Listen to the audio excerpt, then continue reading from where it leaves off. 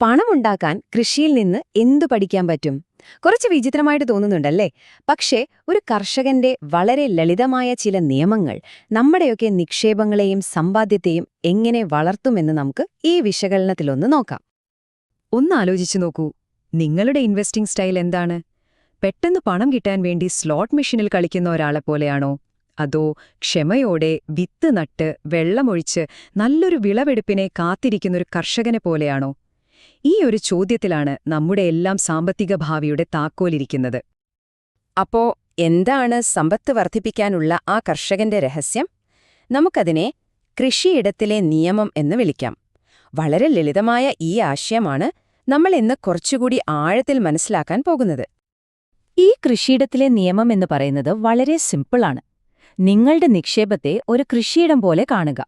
അല്ല, ഒറ്റ രാത്രി കൊണ്ട് ഒരു മാങ്ങാമരത്തിൽ കായ്ക്കില്ലല്ലോ, അല്ലേ? അതിന് ക്ഷമ വേണം, ശ്രദ്ധ വേണം, പിന്നെ സമയവും കൊടുക്കണം. നമ്മുടെ പണത്തിന്റെ കാര്യവും അതുപോലെ തന്നെയാണ്. അതിനെ വളരാൻ നമ്മൾ അനുവദിക്കണം. അപ്പോൾ ഈ നിയമത്തിന് ഒരു 5 അടിസ്ഥാന കാര്യങ്ങളുണ്ട്. എല്ലാം പ്രകൃതിയിൽ നിന്ന് പഠിക്കുന്ന പാഠങ്ങൾ തന്നെയാ. 1, നമ്മൾ വിതയ്ക്കുന്നതെന്താണോ അത് തന്നെ കൊയ്യും.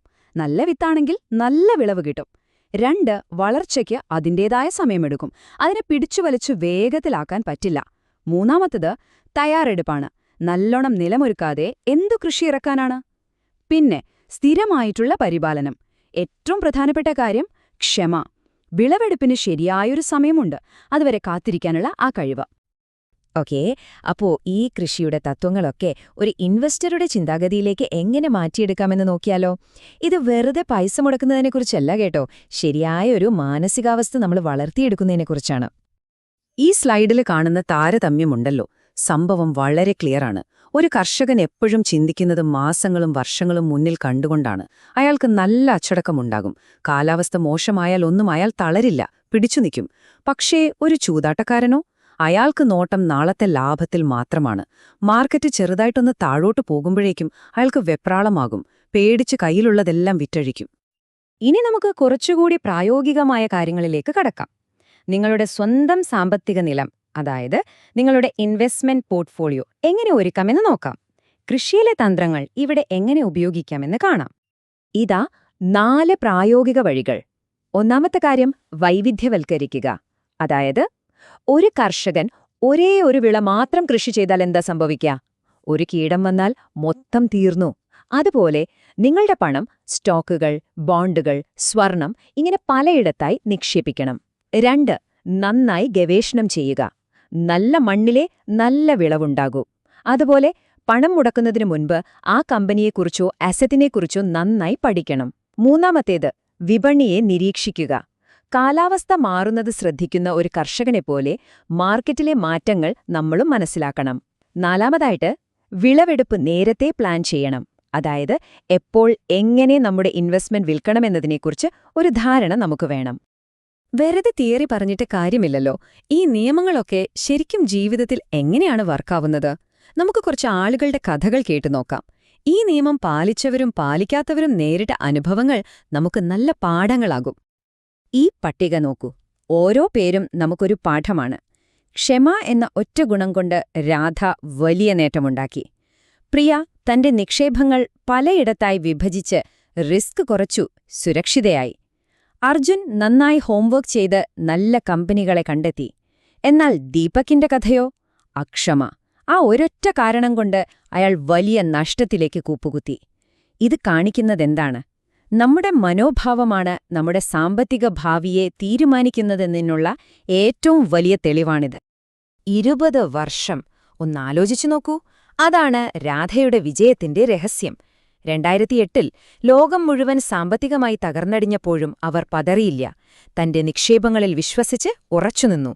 ദീർഘകാല നിക്ഷേപത്തിന്റെ ശക്തി എന്താണെന്ന് ഈ ഒരൊറ്റ സംഖ്യ നമ്മളോട് പറയുന്നുണ്ട്. അപ്പോൾ ദീപകിന്റെ കഥയിൽ നിന്ന് നമ്മൾ എന്താ പഠിക്കേണ്ടത്? നമ്മുടെ ഏറ്റവും വലിയ ശത്രു മാർക്കറ്റ് ഇടിയുന്നതോ കൂടുന്നതോ ഒന്നുമല്ല, നമ്മുടെ ഉള്ളിലിരിക്കുന്ന അക്ഷമയാണ്.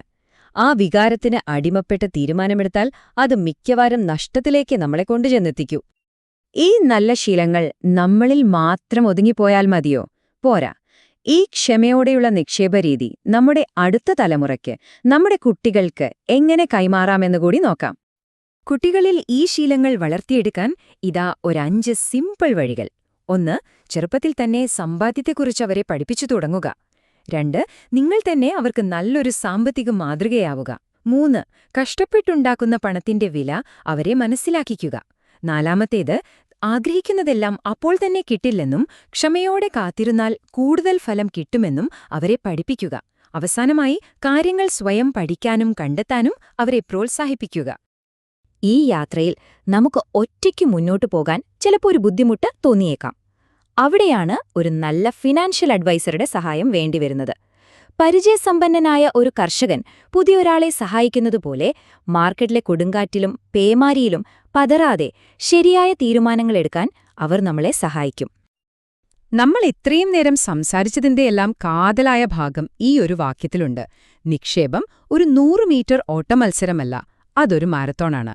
സ്ഥിരോത്സാഹത്തോടെ ക്ഷമയോടെ മുന്നോട്ടു പോകുന്നവർക്ക് മാത്രമേ അവസാനം നല്ലൊരു വിളവെടുപ്പ് സാധ്യമാകൂ. അപ്പോ എന്റെ ചോദ്യം നിങ്ങളോടാണ്. നിങ്ങളുടെ ഭാവിക്ക് വേണ്ടി ഇന്ന് എന്ത് വിത്തുകളാണ് നിങ്ങൾ നടാൻ പോകുന്നത്? ഓർക്കുക, ക്ഷമയുടെയും അറിവിന്റെയും നല്ല വിത്തുകൾ പാകുന്നവർക്ക് സമൃദ്ധമായൊരു വിളവെടുപ്പ് കാലം ഉറപ്പാണ്.